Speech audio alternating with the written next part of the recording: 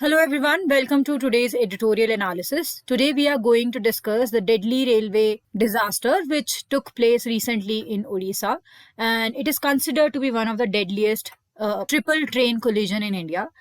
In this video, we will discuss why this triple train collision took place in India, what were the reasons, and what were the key highlights in the editorial which came in the Hindu, Indian Express, etc. Then, what were the reasons? What is the interlocking system which failed in this incident? And we will also discuss what are the key issues associated with railway safety in India. Government ने आज तक क्या-क्या steps लिए हैं to curb those problems which are faced by Indian Railways. Also, we will see कि government को और क्या measures लेने चाहिए to stop this kind of disaster from happening in the near future. We will also discuss 1990 से लेके अब तक क्या ट्रेंड रहा है रेलवे डिजास्टर का, किन रीजंस की वजह से वो डिजास्टर हुए हैं, किन कैटेगरीज के वो डिजास्टर हैं, और गवर्नमेंट ने उनसे बचने के लिए क्या स्टेप्स लिए थे, या कितनी फंडिंग रेज की गई थी, या कितना फंडिंग इंक्रीज या डिक्रीज की गई है by the government in the railway budget. So we are going to discuss all that in this video. So let's begin with why this topic is in news. Because a triple train collision, that is 3 trains जो थी वो टकराई हैं उड़ीसा के Balasore district area में, and this highlighted that कि government ने क्या सेफ्टी मेजर्स लिए हैं ऐसे एक्सीडेंट को स्टॉप करने के लिए, या ये एक्सीडेंट इतना डेडली जो एक्सीडेंट हुआ है वो किस रीजन से हुआ है, उस वजह से ये जो न्यूज़ है वो बार बार हमें न्यूज़पेपर्स में देखने के लिए मिल रही है. Now let's see what were the key highlights in the newspapers. So the recent incident of this accident has brought attention to the Kavach initiative. Now what is Kavach? Kavach एक India का indigenously developed system है जो कि train की collisions के number को कम करने के लिए या स्टॉप करने के लिए बनाया गया है. लेकिन ये कहा जा रहा है कि उड़ीसा की जिस रूट पे ये एक्सीडेंट हुआ है उस रूट पे ये कवच सिस्टम इम्प्लीमेंट नहीं किया गया था. ऑन एन एवरेज जब हम बात करते हैं 1390 एक्सीडेंट पर ईयर होते आए हैं 1960s के टाइम पीरियड में इंडियन रेलवेज पे, and the number has dropped dramatically to 80% year in the past decade. That means last decade में ये नंबर रिड्यूस हुआ है कि एक एक्सीडेंट्स जो ट्रेन के होते हैं या रेलवेज में होते हैं वो रिड्यूस हुए हैं. बट जिस एक्सीडेंट की अब हम बात कर रहे हैं उस एक्सीडेंट को अगर देखा जाए तो वो एक डेडलीस्ट या सबसे बड़ा एक्सीडेंट, क्योंकि 3 ट्रेन इकट्ठा कोलाइड हुए हैं, बोला जा रहा है. Now, in this accident, more than 280 people, over 900 were injured and 280 people died in this accident. And जब हम बात करते हैं कि इसमें कौन सी 3 ट्रेन जो थी वो इन्वॉल्व थी, एक थी आपकी शालीमार चेन्नई कोरोमंडल एक्सप्रेस, दूसरी थी आपकी यशवंतपुर हावड़ा एक्सप्रेस, और एक जो फ्राइट ट्रेन होती है जिसे हम मालगाड़ी भी बोलते हैं, वो 3 ट्रेन जो हैं वो कोलाइड करी हैं इस ट्रिपल ट्रेन एक्सीडेंट में. Now this accident, the place of accident was your Balasore. This place is in Odisha, and कहा जा रहा है कि मैकेनिकल फेलियर्स और ह्यूमन एरर्स की वजह से इतना बड़ा डिजास्टर हुआ है. 2022 में एक कैग की रिपोर्ट आई थी डीरेलमेंट्स इन इंडियन रेलवेज में, जिसमें भी बहुत सारे शॉर्टकमिंग्स और कॉजेस इंडियन में जो ट्रेन एक्सीडेंट्स के लिए होते हैं वो हाईलाइट किए गए थे. सो ऐसा नहीं है कि गवर्नमेंट अवेयर नहीं है या उन्हें पता नहीं है कि डीरेलमेंट की वजह से इंडिया में बहुत सारे एक्सीडेंट्स होते हैं रेलवे रिलेटेड. पता है, रिपोर्ट भी है, लेकिन हम स्टडी करेंगे कि गवर्नमेंट उसके लिए कर क्या रही है इन द आर्टिकल. नाउ पहले जान लेते हैं कि जो ये ट्रिपल ट्रेन एक्सीडेंट हुआ है उसके रीजंस क्या रहे हैं. जो आपकी प्राइमरी रिपोर्ट आती है वो ये कह रही है कि जो क्रैश है सिग्नल फॉल्ट की वजह से and change in electronic interlinking की वजह से जो ये कोलिजन है वो हुआ है. दैट मीन्स जो सिग्नल होते हैं ट्रेन को स्टॉप करने के लिए, या ट्रैक खाली नहीं है जो सिग्नल दर्शाते हैं, वो सिग्नल जो है वो प्रॉपर्ली फंक्शन नहीं कर रहे थे, जिसकी वजह से ये 3 ट्रेन जो है वो कोलाइड कर गई हैं. अब जो मैंने एक टर्म यूज किया, चेंज इन इलेक्ट्रॉनिक इंटरलॉकिंग, इसका मतलब क्या होता है? जो रेलवे की सिग्नलिंग होती है उसमें जो इलेक्ट्रॉनिक इंटरलॉकिंग सिस्टम होता है वो यूज किया जाता है, जिससे किसी भी ट्रेन का रूट जो होता है या वो किस ट्रैक पे चलेगी वो इंश्योर किया जाता है, सो दैट कोई भी 2 ट्रेन किसी भी एक ट्रैक पे साथ में नहीं हो, to avoid the collision. Now यही कहा जा रहा है कि सिग्नल फेलियर और चेंज इन इलेक्ट्रॉनिक इंटरलॉकिंग जो होता है उसके फेलियर की वजह से ये ट्रेन कोलिजन जो है हुआ है. थोड़ा सा डिटेल में समझ लेते हैं इंटरलॉकिंग सिस्टम होता क्या है. It is an integral part of your railway signalling के लिए यूज किया जाता है. ये एक मैकेनिज्म है जो कंट्रोल करता है ट्रेन की मूवमेंट्स ताकि कि ट्रेन सेफली मूव करे कंट्रोल्ड एरिया में. And it is an arrangement of signals and points. Okay, I will explain what are signals and points also. Now it may be interconnected mechanically और electronically और both. हम इसमें mechanically और electronical connections दोनों use कर सकते हैं या फिर सिंगल भी यूज होता है. अब ये ऑपरेट कैसे करता है? ये ऑपरेट इस वे में करता है कि train can move from one track or a junction to another safely. जैसे कि हम बात करते हैं कि ट्रेन अपने ट्रैक्स बदलती है वाइल द जर्नी, सो वो सेफली कैसे अपने ट्रैक या जंक्शन चेंज करेगा, वो ये सिस्टम इंश्योर करता है। नाउ थोड़ा सा सिग्नलिंग क्या है और पॉइंट कंट्रोल क्या होता है उसको समझते हैं। Now based on the status of the track ahead, signals are used to tell a train to stop. For example, जैसे हम ड्राइव करते हैं तो नॉर्मली कार्स या बाइक्स एक्सेट्रा के लिए रोड पे red, green and yellow signal होता है। सिमिलरली ट्रेन के लिए सेम चीज फॉलो की जाती है। Red light for stop, green you can proceed on the track, and exercise caution is yellow that you have to watch out before moving on the track. So this EI signal system is used and it has three essential or crucial elements in it. Okay, one of them is your signals also. Now, what is point control? A train can change its track using a point. That means जब train अपना एक track से दूसरे track पे change करती है तो वो एक पॉइंट कंट्रोल सिस्टम है, वो यूज किया जाता है। ये मूवेबल सेक्शंस ऑफ ट्रैक होते हैं which guide the wheels towards either the track. आप कई बार देखते हैं कि छोटे छोटे सेक्शंस ट्रेन के ट्रैक्स पे होते हैं जो कि चेंज होते हैं, जिसकी वजह से ट्रेन ऑटोमेटिकली अपना ट्रैक चेंज करती है, या तो वो स्ट्रेट जाती है या वो डाइवर्ट होती है। वो पॉइंट कंट्रोल सिस्टम्स ही होते हैं। अब ये जो पॉइंट्स होते हैं ये ऑपरेट कैसे होते हैं? ये जो होते हैं स्विचेस के जरिए ऑपरेट किए जाते हैं ताकि कि ट्रेन को लीड किया जा सके। For example, if a train has to change lines, the switch point is activated ahead of the time, that is before the train is approaching that point. उससे पहले ही एक्टिवेट किया जाता है ताकि कि नए ट्रैक की तरफ जो ट्रेन का ट्रैक है वो लॉक हो जाए और ट्रेन ऑटोमेटिकली उस ट्रैक पे चलने लगे। जैसे ही ट्रेन उस ट्रैक को क्रॉस कर लेती है, अपना डाइवर्ट कर लेती है, पोजीशन और ट्रैक डाइवर्ट कर लेती है, उसके बाद जो ये जो लॉकिंग पॉइंट होते हैं स्विचेस के जरिए ही इन्हें वापस नॉर्मल कर दिया जाता है। जब हम बात करते हैं पर्टिकुलरली बलासोर एक्सीडेंट की, ये एक एक्सेप्शन है रिसेंट ईयर्स में, बिकॉज ऐसा एक्सीडेंट नहीं देखा गया है या ऐसा डिजास्टर, ट्रेन डिजास्टर नहीं देखा गया है रिसेंट ईयर्स में। बट ये रिफ्लेक्ट क्या करता है? एक डिक्लाइनिंग फोकस है टुवर्ड्स द सेफ्टी मेजर्स, क्योंकि बहुत समय से कुछ ऐसा इंसिडेंट या एक्सीडेंट नहीं हुआ था रेलवे डिपार्टमेंट में। That is why they have focused less on the safety measures. So it shows that Indian Railway has shifted their focus from safety measures. और जितना भी आपको रिपेयर करना चाहिए, सिग्नल्स प्रॉपरली फंक्शन नहीं हो रहे थे, तो that means repair was required और attention were required towards that कि सिग्नल प्रॉपर फंक्शन होने चाहिए। उसके ऊपर से जो रेलवे डिपार्टमेंट है या इंडियन रेलवेज है उनका फोकस हट रहा है, उसको ये हाईलाइट करता है। जैसे कि मैंने बात करी कि कैग की रिपोर्ट्स भी हैं जो रिवील करती हैं कि ट्रेन एक्सीडेंट्स हुए हैं 2017 से 18 में भी, 2021 से 22 में भी, जो कि डीरेलमेंट की वजह से हुए हैं। डीरेलमेंट का मतलब क्या होता है कि ट्रेन अपनी पटरी से उतर जाना, उसे कहते हैं हम डीरेलमेंट। सो कैग की रिपोर्ट होने के बावजूद भी अगर फोकस नहीं किया जा रहा है सेफ्टी मेजर्स के ऊपर, तो उसके रीजंस क्या हैं या उसको हम कैसे आगे के लिए ठीक करेंगे, गवर्नमेंट और क्या कर सकती है, वो सब हम देखेंगे।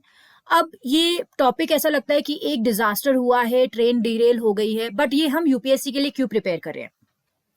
क्योंकि ये टॉपिक सिर्फ ट्रेन की डीरेलमेंट या सेफ्टी मेजर से रिलेटेड नहीं है, ये हमारी कंट्री की इकोनॉमिक डेवलपमेंट। वाई? बिकॉज अगर हमारा कोई एक ट्रांसपोर्टेशन सिस्टम जो कि मेजर ट्रांसपोर्टेशन सिस्टम है इंडिया में, वो प्रॉपरली फंक्शन नहीं कर रहा है या उसमें कुछ प्रॉब्लम्स हैं, तो वो इकोनॉमिक डेवलपमेंट को भी हैम्पर करता है।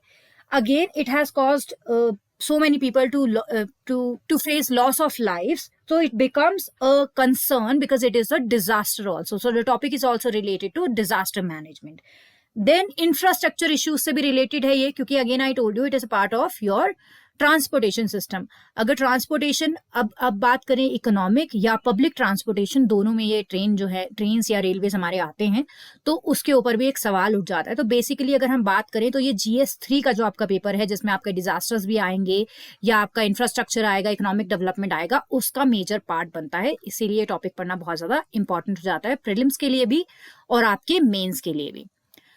अब बात कर लेते हैं थोड़ा सा 1990 से अभी तक 2022 तक कि year wise number of accidents जो हैं वेरियस कैटेगरीज में। Now let me explain you various categories में क्यों बोल रही हूँ, क्योंकि जो ट्रेन के डिजास्टर्स होते हैं उन्हें दो कैटेगरीज में क्लासिफाई किया जाता है। पहला होता है आपका कॉन्सिक्वेंशियल ट्रेन एक्सीडेंट्स। इसका मतलब होता है जिनके सिग्निफिकेंट कॉन्सिक्वेंसेस होते हैं, जैसे कि लॉस ऑफ लाइफ हो गया, human injury, property damage, then interruption to railway traffic etcetera, अगर उसके मेजर कॉन्सिक्वेंसेस हैं तो उसे हम कॉन्सिक्वेंशियल ट्रेन एक्सीडेंट्स कहते हैं। इसीलिए कैग रिपोर्ट ने भी रिवील किया है कि कॉन्सिक्वेंशियल ट्रेन एक्सीडेंट्स जो है हमारे इंडिया में बहुत ज्यादा है और मेजर कॉज जो है वो डीरेलमेंट है। और other type of train accidents जो होते हैं जिनके ज्यादा आपके हम कह सकते हैं कि कॉन्सिक्वेंसेज नहीं है, दैट मीन्स वो कॉन्सिक्वेंशियल ट्रेन एक्सीडेंट की कैटेगरी में नहीं आते, तो हम उन्हें कहते हैं other train accidents. So now let's understand कि 1990 से 2020 तक अभी तक क्या हुआ है। जब हम ये चार्ट देखते हैं it will show us the number of accidents year wise. So आप देख सकते हैं 1991 में एक्सीडेंट्स का नंबर डिफरेंट कैटेगरीज का आप देख सकते हैं। कोलिजन की वजह से क्या था, लेवल क्रॉसिंग की वजह से क्या था, फायर्स इन ट्रेन की वजह से क्या है और डीरेलमेंट की वजह से क्या है। जब हम डीरेलमेंट की बात करते हैं तो 1990s में ये नंबर बहुत ज्यादा था। 70% ऑफ द एक्सीडेंट्स जो होते थे, 446 नंबर दिखाया गया है, वो डीरेलमेंट की वजह से होते थे। जब हम बात करते हैं 2021 से 2022 तक, ये नंबर बहुत ज्यादा रिड्यूस हुआ है। अग्री करते हैं कि नंबर रिड्यूस हुआ है, लेकिन उससे जो हानि हुई है या डैमेज हुआ है वो बहुत ज्यादा है कंपैरेटिवली, इसीलिए हम इसे डेडलीस्ट डिजास्टर भी बोल रहे हैं। अगर हम इवेंचुअली देखते हैं कि लेवल क्रॉसिंग की वजह से या कोलिजन या फायर्स इन ट्रेन की वजह से जो प्रॉब्लम्स हुए हैं वो भी डिक्रीज हुए हैं by the time it is 2022। Now let's move further. Now I've explained you the various categories already. So now let's see कि कितने पैसेंजर किल हुए हैं due to these consequential accidents. Mind it, consequential की बात कर रहे हैं हम, अदर एक्सीडेंट का डेटा इससे अलग है। जब हम बात करते हैं कॉन्सिक्वेंशियल एक्सीडेंट्स की वजह से कितने पैसेंजर ने डेथ हुआ है या लॉस ऑफ लाइफ हुआ है, तो 1990 से 1991 तक या 2000 तक आप देखो मैक्सिमम नंबर गया है 406, that two in one accident, and then bar is somewhere around on an average 200 to 300 के बिटवीन है। लेकिन 2021 से 2022 के बीच में जो एक सिंगल एक्सीडेंट है, ट्रिपल ट्रेन एक्सीडेंट, उस अकेले एक्सीडेंट में 275 पैसेंजर्स की जान गई है। इसलिए हम बोल रहे हैं कि जो नंबर ऑफ एक्सीडेंट्स जो हैं वो 1990 से 2020 तक कम हुए हैं, लेकिन उससे जो लॉस है या इकोनॉमिक इम्पैक्ट है वो बहुत ज्यादा है, तो वो समझने की बहुत ज्यादा जरूरत है। Now when we talk about 2020 में नीति आयोग ने एक क्वेश्चन किया था और एक फैक्ट दिया था कि 30,000 जो लोग हैं वो लास्ट 3 इयर्स में ट्रेस पासिंग और रेलवे प्रेमिसेस के आसपास जो इंसिडेंट्स होते हैं या एक्सीडेंट्स हो जाते हैं उनकी वजह से डेथ होती है।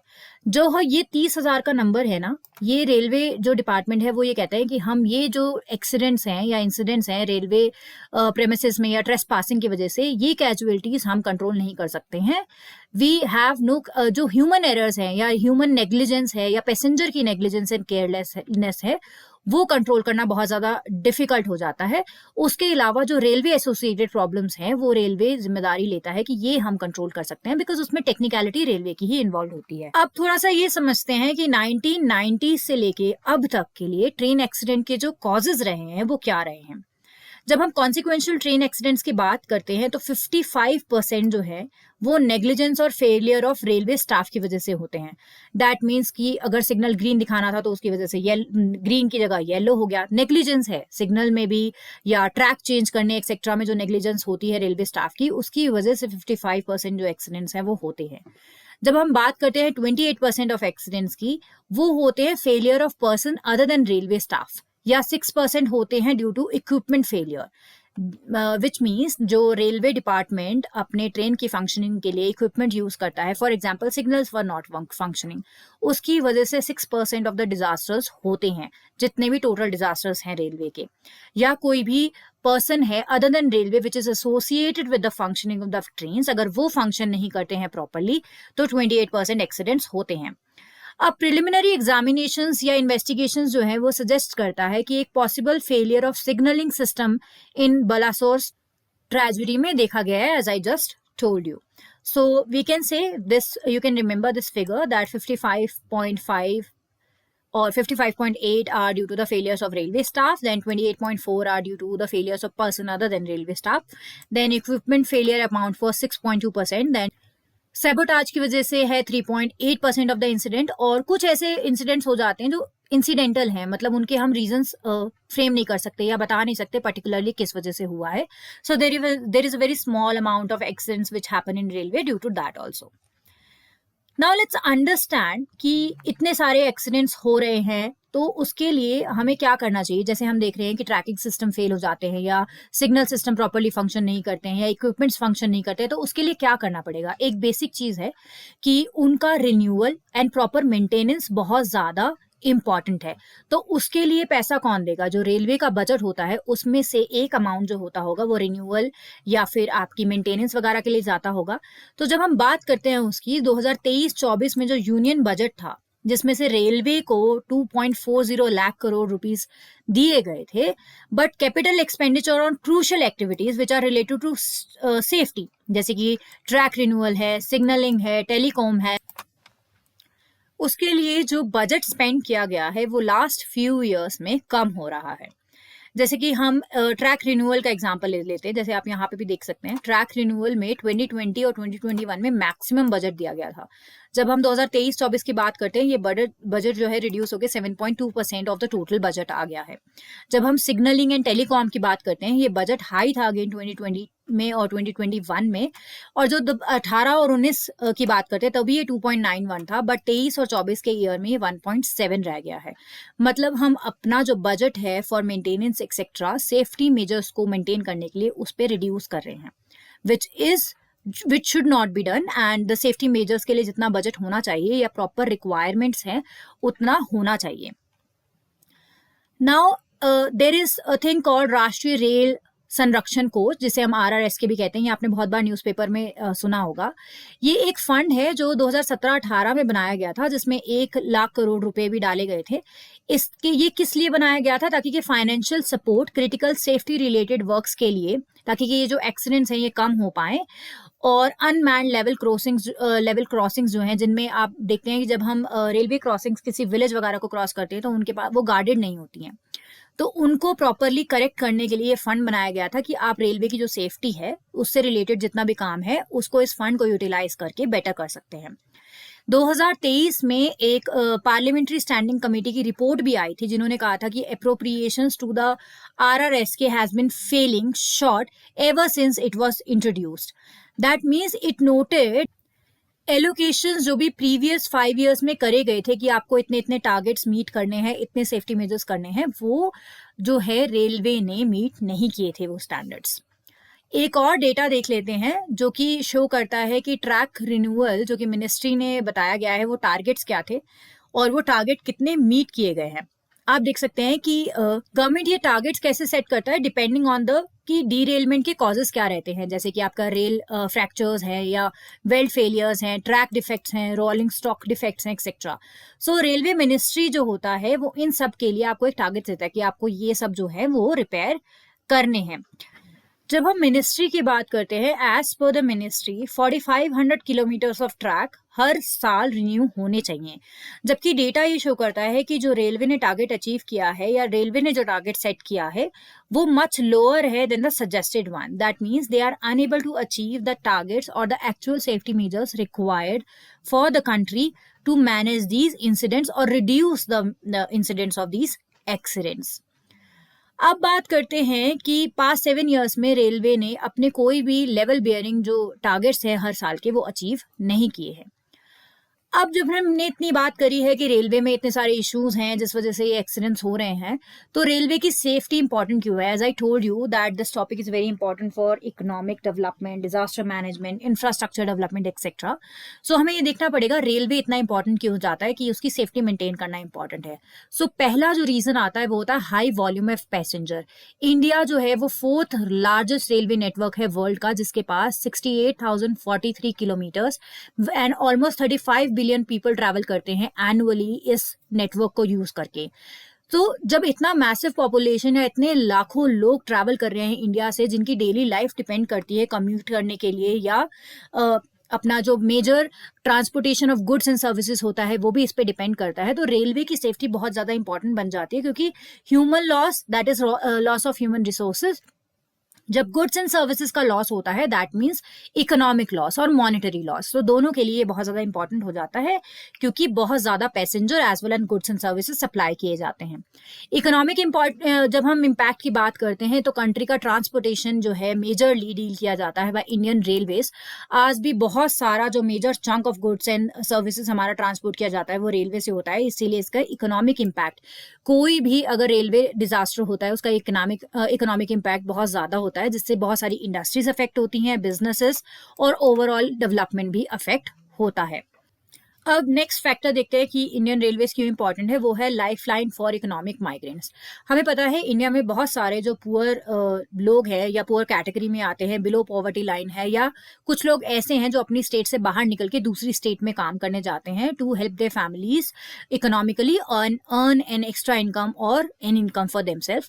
सो जो इंडियन रेलवे है वो इन इकोनॉमिक माइग्रेंट्स के लिए लाइफ लाइन की तरह सर्व करता है, बिकॉज हर कोई जो है बसेस से या एयरवेज से ट्रैवल नहीं कर सकता है, depending on, because Indian railways एक तो चीपर है बहुत सारे कैटेगरी और सेक्शंस ऑफ इंडियन पॉपुलेशन के लिए, इसीलिए इसे लाइफलाइन बोला गया है। जब हम बात करते हैं इकोनॉमिक सर्वे की, उसमें भी ये कोट किया गया है कि इंटर स्टेट माइग्रेशन जो है वो 9 मिलियन के आसपास हमारे यहाँ होता है, दैट इज एनुअल एवरेज है, और ये हर साल इतने लोग जो हैं वो इंटर स्टेट माइग्रेट करते हैं और वो रेलवेज ही यूज करते हैं। Now the another factor is reputation and public trust. जब इंडियन रेलवेज जो है वो एक रेपुटेशन की बात इसलिए आ जाती है क्योंकि मेजर ट्रांसपोर्टेशन सर्विस है इंडिया में और पब्लिक बहुत ट्रस्ट करके इंडियन रेलवेज को यूज करती है, तो पब्लिक का ट्रस्ट मेंटेन करने के लिए, confidence in the system, in the government, in the Indian railway maintain करने के लिए बहुत ज्यादा नेसेसरी है कि ये जो एक्सीडेंट्स हैं जो लैक ऑफ सेफ्टी की वजह से हो रहे हैं इन्हें कम किया जाए। Then comes the international comparison. जब हम इंडियन रेलवेज को ऑफन कंपेयर करते हैं डेवलप कंट्रीज के साथ, जैसे कि जापान है, चाइना है, यूरोपियन नेशंस हैं, वो डेमोन्स्ट्रेट करते हैं वेरी हाई सेफ्टी स्टैंडर्ड्स। और ऐसा नहीं है कि इंडिया वो अचीव नहीं कर सकता है, इंडिया अचीव कर सकता है। So we should move towards that कि जितने भी और कंट्रीज हैं इंटरनेशनली जिनके रेलवे सिस्टम्स बहुत ज्यादा safety wise high standards maintain करते हैं, इंडिया भी अपने पैसेंजर्स को एंड इकोनॉमिकली जो यूजेज है उसके तहत भी ये सारे स्टैंडर्ड्स मेंटेन करवाएं। Then comes the reason is connectivity. As I told you, it is a major lifeline for connectivity, we can say, for people as well as for economic growth. So it becomes very important to reduce these kind of accidents. Then comes your regulatory compliance. Now, safety is a regulatory requirement and a legal obligation of your Indian Railways. क्योंकि जब भी कोई organisation भी हो, institution भी हो, या Indian railways हो या कोई और एजेंसी हो, अगर वो आपको कोई सर्विस प्रोवाइड कर रहा है तो उसकी उस सर्विस की सेफ्टी और मेंटेन करना और उस सर्विस से कोई हानि ना हो वो मेंटेन करना उस ऑर्गेनाइजेशन के लिए एक लीगल ऑब्लिगेशन हो जाती है। इसीलिए जो सेफ्टी है वो एक रिक्वायरमेंट है और एक लीगल ऑब्लिगेशन है इंडियन रेलवेज के तहत। इसीलिए सेफ्टी प्रोटोकॉल जो है, रेगुलेशंस जो है वो नेसेसरी है मेंटेन करना इंडियन रेलवेज के लिए, ताकि कि जो एक्सीडेंट्स के इंसिडेंट्स हैं उसे रिड्यूस किया जाए और नेशनल एंड इंटरनेशनल लेवल पे जो रेलवे सेफ्टी के स्टैंडर्ड्स हैं उन्हें मेंटेन किया जाए और ये इंश्योर किया जाए कि रेलवेज ऑपरेट कर रहा है with in a framework which is safe for well-being of their passengers. Okay, so that is why it becomes very, very important that railways should follow the safety standards and investment should be done to maintain the safety standards and regulate किया जाना चाहिए कि इतने इतने अगर targets हैं, इतना track renewal requirement है या सिग्नल रिपेयर रिक्वायरमेंट है, वो सब स्टैंडर्ड्स मीट होने चाहिए। अब थोड़ा सा समझते हैं रेलवे डिपार्टमेंट की नज़रिए से कि उनको क्या डिफिकल्टीज आते हैं, कि ऐसा क्यों हो रहा है कि ऐसे इंसिडेंट्स अभी भी हो रहे हैं और ये रिड्यूस नहीं हो पा रहे हैं। तो उस रेलवे डिपार्टमेंट के पॉइंट ऑफ व्यू से समझते हैं। पहला जो होता है वो होता है आपका technical glitches and system failures. Now ये जो टेक्निकल ग्लिचेस और सिस्टम फेलियर्स होते हैं, जैसे इलेक्ट्रॉनिक इंटरलॉकिंग का एरर आ गया, जैसे कि बलासोर ट्रेन क्रैश में हमने देखा, इसकी वजह से मेजर चैलेंज आता है कि इन चैलेंजेस को कैसे कंट्रोल करेंगे। इन इश्यूज की वजह से जो सिग्नल एरर्स आते हैं या ट्रैक मिस अलाइनमेंट हो जाती है या क्रिटिकल सेफ्टी हजार्ड्स हो सकते हैं, उसको कंट्रोल करने के लिए इंडियन रेलवे जो है वो मेजर प्रॉब्लम फेस करती ही करती है। दूसरा कॉन्स्टेंट आता है आपका funding related and prioritisation related. अब जैसे कि एलोकेशन तो है फंड्स का, ओवरऑल जो रेलवे के पास है वो बजट है, लेकिन उस बजट को यूटिलाइज कहाँ किया जाएगा? नए रेलवे ट्रैक्स बनाए जाएंगे, पुरानी रेल्स को रिपेयर किया जाएगा, या फिर जो फंड है वो सेफ्टी रिलेटेड वर्क में जाएंगे या नहीं जाएंगे? जैसे कि मैंने आपको दिखाया कि जो सेफ्टी रिलेटेड वर्क्स हैं उसके लिए फंड का जो अमाउंट है वो डिक्रीज किया गया है, जैसे टोटल फंड का जो परसेंटेज है वो डिक्रीज हो रहा है by the time of 2022। So fund allocation and prioritisation जो है कि रेलवे सेक्टर में भी फंड कहाँ जाएगा, वो एक अनदर इश्यू है। अब बात करते हैं इनएडिक्वेट मेंटेनेंस एंड इंस्पेक्शंस की। इसका मतलब क्या है? एक कैग की जो रिपोर्ट है वो भी हाईलाइट करती है कि maintenance activities, inspections, track renewal process जो है उसमें कमी है। दैट मीन्स अगर हम पहले 100 इंस्पेक्शंस होती थी किसी एक रेलवे ट्रैक पे, अब वो इंस्पेक्शंस का नंबर रिड्यूस हो गया है। दैट मीन्स चेक नहीं रखा जा रहा है कि कितनी मेंटेनेंस हुई है, कितने इंस्पेक्शंस नहीं होंगे उनके, प्रॉपरली इंक्वायरीज नहीं हो रही हैं। और एक्सीडेंट्स की इंक्वायरी जब प्रॉपर नहीं होती है उसके बाद क्या होता है कि आप जो रिपोर्ट्स है वो भी डिलेड होती हैं, जिसकी वजह से प्रॉपर मेजर्स नहीं लिए जाते कि आगे इन्हें कैसे स्टॉप किया जाएगा। Then comes another reason is congestion and overcrowding. Indian railway के पास जितने रिसोर्सेज हैं और जितना उन्हें हैंडल करना पड़ता है ट्रैफिक अपने रूट्स पे, वो एक उनके लिए major chunk of problem create करता है। जैसे कि जो ट्रेन हैं हमारी आज की डेट में ओवर क्राउडेड हैं, जिसकी वजह से भी एक रिस्क होता है। फॉर एग्जाम्पल एक ट्रेन में 100 ही जो लोग थे उन्हें ट्रैवल करना था, तो अगर ऐसी ट्रेन का कोई एक्सीडेंट होता भी है तो एक होता है, रेलवे के पास एक डेटा है कि 100 लोगों को खतरा है। बट इंडिया में क्या केस है ना कि इंडिया में ओवर क्राउडेड है ट्रेन। अगर 100 लोग ट्रैवल कर सकते हैं तो अनरिजर्व सीट्स पे भी बहुत लोग ट्रैवल करते हैं, जिसकी वजह से थ्रेट जो होता है वो ज्यादा लोगों को हो जाता है। तो the congestion and over crowding is a problem which is faced by your Indian Railways. Then comes another thing, that is compliance and implementation. एक रीजन मान लेते हैं कि चलिए आपने मेंटेनेंस भी कर ली, इंस्पेक्शन भी कर लिया, आपने सब कुछ रिपेयर भी कर लिया, आपने सेफ्टी स्टैंडर्ड भी बना लिए, प्रोटोकॉल्स भी हैं आपके पास, लेकिन उसका टाइमली इम्प्लीमेंटेशन जो है सेफ्टी मेजर्स का सारे रेलवेज के साथ, जितने भी इंडिया में रेलवेज हैं, जहां जहां रेलवे ऑपरेट करता है, उनके साथ कंप्लायंस में रहना और इम्प्लीमेंट करना एक बहुत बड़ा चैलेंज है, बिकॉज इंडियन रेलवेज का जो साइज है वो बहुत बड़ा है। Then another factor which is a challenge to Indian railways, human factors, क्योंकि incorrect setting of points, mistake in your shunting operations, over speeding. अब ट्रेन जो चला रहा है वो अगर ओवर स्पीड कर रहा है तो वो ह्यूमन नेग्लिजेंस है। रेलवे डिपार्टमेंट का उसको ने अथॉरिटी नहीं दिया है कि आप कितना चला सकते हो। सो कुछ चीजें होती हैं जो ह्यूमन फैक्टर्स की वजह से भी हैं, जो कि कंट्रीब्यूट करता है ट्रेन एक्सीडेंट के टुवर्ड्स। सो ये जो है मेजर जो 6 चैलेंजेस जो इंडियन रेलवे फेस करता है, वो ये 6 चैलेंजेस हैं। आपके डिटेल्स आपको दिए हैं, आप पढ़ना चाहो तो पढ़ सकते हो, और सारी चीजें जो मैंने समझाई हैं वो डिटेल में आपको पीडीएफ में मिल जाएंगी। Now let's come to various government initiatives जो कि इंडियन रेलवे की सेफ्टी को एड्रेस करने के लिए गवर्नमेंट ने लिए हैं। ऐसा नहीं है कि गवर्नमेंट ने आज तक कभी कुछ किया ही नहीं है, कि इंसिडेंट्स इतने सारे हैं, बजट भी कम कर दिया है, नहीं, ऐसा नहीं है। गवर्नमेंट ने स्टेप्स लिए हैं। अब वो क्या स्टेप्स लिए हैं, उसमें वेरी फर्स्ट वन, जैसे कि मैंने बताया था सबसे पहले कि एक कवच सिस्टम है जिसके ऊपर सवाल उठ रहा है इस एक्सीडेंट के बाद। सो समझते हैं वो कवच सिस्टम क्या है, जबकि ये बलासोर वाले जो रूट था उसके ऊपर ये इम्प्लीमेंट नहीं हुआ था अभी तक सिस्टम। ये एक indigenously developed automatic train protection system है, जिसे एटीपी भी बोलते हैं। इंडिजीनियसली का मतलब क्या है, आपको याद रखना है कि भारत ने ही बनाया है, भारत में ही बना है, और ये research design and standard organisation that is RDSO ने बनाया है। इसका यूज क्या है और हम क्यों चाहते हैं कि हम अपने सारे रेलवे ट्रैक्स पे इसे अप्लाई करें, क्योंकि ये ट्रेन्स प्रिवेंट करता है ट्रेन्स को फ्रॉम क्रॉसिंग रेड सिग्नल्स।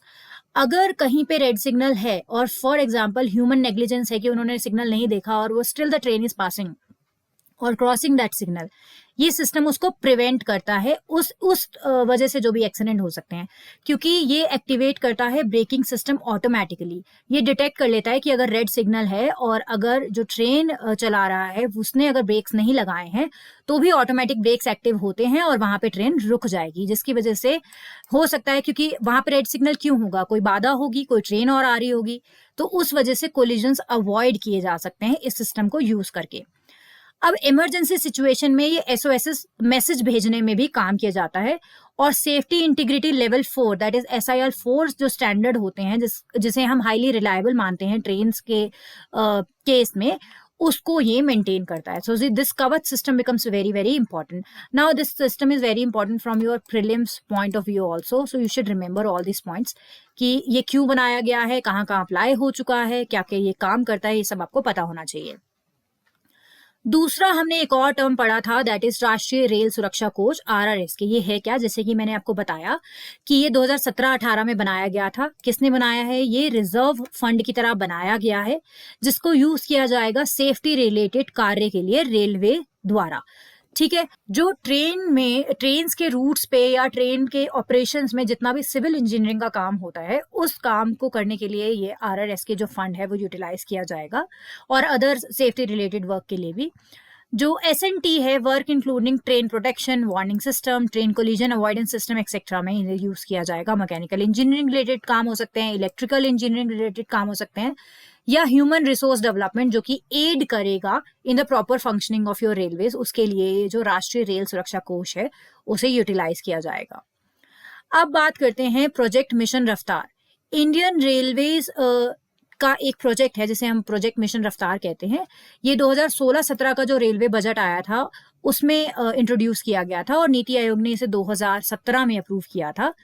इससे इसका गोल क्या था कि ये डबल करेगा average speed of freight trains. That means जो कि माल गाड़ी होती हैं वो अब अपनी जल्दी किसी भी जगह पे पहुंच पाएंगी. दैट इज टाइम रिड्यूस करेगा और एवरेज स्पीड जो है वो डबल करेगा. और जो पैसेंजर ट्रेन है उनकी स्पीड जो है उसे इंक्रीज करेगा बाय 50%. दैट मीन्स अगर कोई ट्रेन है वो सिर्फ 100 की स्पीड पे चल पाती थी, तो अब वो 150 की स्पीड पे अब उन ट्रैक्स पे चल सकती है. उसके लिए जो भी रिक्वायरमेंट्स होगी, ट्रेन का सिस्टम अपग्रेड करना है या रेलवे ट्रैक्स अपग्रेड करने हैं, वो सब इस मिशन के तहत किया जाना था. Now it also focused on improving speed, but it contributes to the safety by reducing travel time and potentially minimizing the risk associated with prolonged journeys.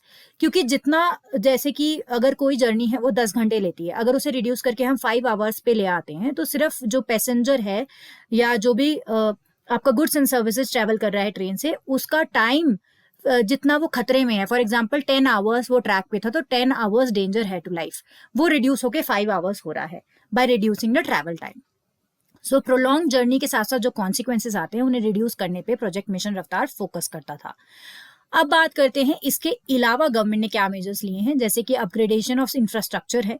Government has been investing in significant funds in the modernisation, upgradation of railway infrastructure, कि कैसे उन्हें upgrade और modernise किया जाए, जिसमें कि example है electrification किया गया है रेलवेज का, रेलवे नेटवर्क्स को एक्सपैंड किया गया है, high speed, ultra high speed lines बनाए गए हैं. For example Vande Bharat express, ये एक ट्रेन थी जो बनाई गई थी जिसके लिए ट्रैक्स वगैरह भी अपग्रेड किए गए हैं. So upgradation of infrastructure is another thing. Then implementation of safety measures, इसके लिए भी गवर्नमेंट ने बहुत सारे एफर्ट किए हैं अक्रॉस द रेलवे नेटवर्क, कैसे हम सेफ्टी मेजर्स बढ़ाएंगे. जैसे कि installation of fire and smoke detection system in all the coaches in the train. Then fire extinguisher install किए गए हैं. कवच एप्लीकेशन डेवलप किया, जैसा एज आई एक्सप्लेन यू, कि जितने भी लोकोमोटिव पायलट्स हैं उनको ब्रेक सिस्टम में हेल्प मिल पाए, तो उसके लिए गवर्नमेंट ने काम किया है. Eliminating the of manned level crossing. Now, government is working towards eliminating the manned level crossings which are prone to accidents. क्योंकि manned level crossings जो होती हैं वहाँ पे accidents ज़्यादा हो सकते हैं, उनको replace करके underpasses बनाना, overpasses बनाना, या और safety measures क्या लिए जा सकते हैं to reduce these accidents के लिए भी government ने काम किया है. अब ऑडिट रिपोर्ट्स एंड रिकमेंडेशंस, जैसे कि कैग की रिपोर्ट मैंने बार बार कोट करी है, वो पीरियोडिकली जो है ऑडिट कंडक्ट किए जाते हैं इंडियन रेलवेज के, ताकि कि पता लग सके कि शॉर्ट कमिंग्स क्या हैं, रिकमेंडेशंस क्या दे सकते हैं जिसकी वजह से इंडियन रेलवेज बेटर परफॉर्म करे या ऐसे डिजास्टर्स को रोका जा सके. सो ऐसी रिपोर्ट्स आती हैं टाइमली बेसिस पे, जिससे कि करेक्टिव एक्शंस ले सकते हैं, इंप्रूवमेंट्स हम सेफ्टी प्रोटोकॉल में कर सकते हैं. But in spite of all these actions ऐसे एक्सीडेंट्स हो ही रहे हैं, तो उसके लिए वे फॉरवर्ड क्या है, मतलब हमें और क्या करने की जरूरत है ताकि कि इन एक्सीडेंट्स को रिड्यूस किया जाए. अब देखिए कैग की रिपोर्ट है, इन्वेस्टिगेशंस होते हैं, बट मैं जैसे कि हमने पढ़ा कि इन्वेस्टिगेशंस का जो नंबर है वो रिड्यूस हो रहा है ओवर द टाइम, या फिर वो टाइमली नहीं किए जा रहे हैं. तो हमें कंडक्ट करने की बहुत ज़्यादा ज़रूरत है. थरो इन्वेस्टिगेशन, डिटेल्ड इन्वेस्टिगेशंस होनी चाहिए और टाइमली इन्वेस्टिगेशंस होनी चाहिए हर ट्रेन एक्सीडेंट्स का, ताकि कि उसका रूट कॉज पता चले, कौन अकाउंटेबल है, किसकी मिस्टेक्स की वजह से हुआ है, और उन इंक्वायरीज के बेसिस पे हमें एक टाइमलाइन भी बनाना चाहिए कि इस टाइमलाइन के अंतर्गत या फिर उस टाइमलाइन के भीतर ही हमें जो प्रॉब्लम्स हुए हैं उन प्रॉब्लम्स को रिजॉल्व करना है, ताकि कि उस प्रॉब्लम की वजह से कोई और ट्रेन इंसिडेंट नहीं हो. Second is your strengthening maintenance practices. As I told you that maintenance के ऊपर जो है बजट कम हुआ है. सो मेंटेनेंस, इंस्पेक्शन, इंफ्रास्ट्रक्चर अपग्रेड करने के लिए या डीरेलमेंट को प्रिवेंट करने के लिए जितने भी मेजर्स लेने की ज़रूरत है मेंटेनेंस के रिगार्डिंग, उन्हें स्ट्रेंथन करने का ज़रूरत है. जिस भले ही उसमें बजट ज़्यादा देना पड़े या समय ज़्यादा देना पड़े, टेक्नोलॉजीज और इम्प्रूव करनी पड़े, तो वो गवर्नमेंट को करना चाहिए. दूसरा है एलोकेट सफिशिएंट फंडिंग. जैसे कि हमने देखा कि फंड्स रिड्यूस होते जा रहे हैं by the time it is 2023. So वो फंड्स जो है जो division of total railway budget है towards maintenance and towards new infrastructure, वो एक सफिशिएंट अमाउंट रिपेयर मेंटेनेंस की तरफ आना चाहिए. Then enhance staffing and training, क्योंकि कुछ प्रॉब्लम्स हमने देखी है ह्यूमन एरर्स की वजह से भी ऐसे एक्सीडेंट्स होते हैं. तो वो जो स्टाफ है उसकी ट्रेनिंग, ह्यूमन रिसोर्स जो भी यूज होता है हमारी रेलवे फैसिलिटीज में, उनकी प्रॉपर ट्रेनिंग करवाना एक बहुत ज्यादा इंपॉर्टेंट चीज है. Then comes implement advance technologies. जैसे कि हमने कवच सिस्टम है, वैसे ही और टेक्नोलॉजीज जिसकी वजह से ये इंसिडेंट्स और एक्सीडेंट्स जो हैं वो कम हो पाए. जैसे कि सेफ्टी मॉनिटरिंग कैसे करेंगे, एडवांस टेक्नोलॉजीज और कौन सी लगा सकते हैं, अर्ली डिटेक्शन ऑफ फॉल्ट्स कैसे पता लग सकता है, या रियल टाइम डिसीजन मेकिंग, ऐसे एडवांस टेक्नोलॉजीज जो हैं वो आने चाहिए. Then again is prioritise safety as a culture. What does this mean? Safety culture जो है इंडियन रेलवेज में हमें वो बढ़ाना पड़ेगा. सेफ्टी कंसर्न्स जो हैं अगर वो रेज होते हैं उन्हें टाइमली एड्रेस करना पड़ेगा. उन्हें सेफ्टी मेजर्स की एजुकेशन जो है amongst the staff, amongst the members of whoever is functioning in the railway department, plus जो पैसेंजर्स ट्रैवल कर रहे हैं इन रेलवे, उनको भी एजुकेट करना पड़ेगा. एक सेंस ऑफ रिस्पॉन्सिबिलिटी जनरेट करनी पड़ेगी पैसेंजर्स में भी as well as in the staff of railway, so that ऐसे एक्सीडेंट्स को हम प्रिवेंट कर पाए. So will end the discussion on railway accidents and what should be done by the government and what other things government is already doing with this. And I hope all your doubts regarding the railway disasters and the reasons behind it and what all data is available regarding Indian railway disaster is all clear. So this topic is very important from your mains perspective as well as from prelims perspective, because we have covered a lot of factual information, data, as well as the government initiatives. So do read them very carefully. So this is it for today's video. Thank you.